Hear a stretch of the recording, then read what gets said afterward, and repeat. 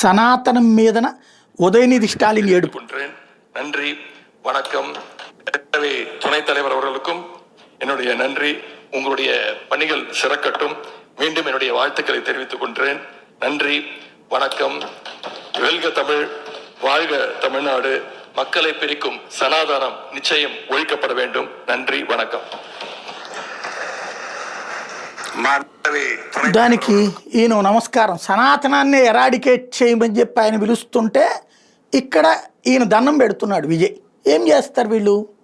సనాతనాన్ని eradicate చేయాలంటే first సనాతనం అంతా ఎదురు తిరిగితే ఒక్కొక్కరిని వేటాడి లేపేస్తే ఏమైపోతారు వీళ్ళంతా కూడా. సనాతన ధర్మం పాటించేవాడు సహనంతో ఉన్నాడు, బాధ్యతతో ఉన్నాడు. తమను అవమానిస్తున్నా, తమ దేవతలను అవమానిస్తున్నా, తమ దేవుళ్ళను అవమానిస్తున్నా.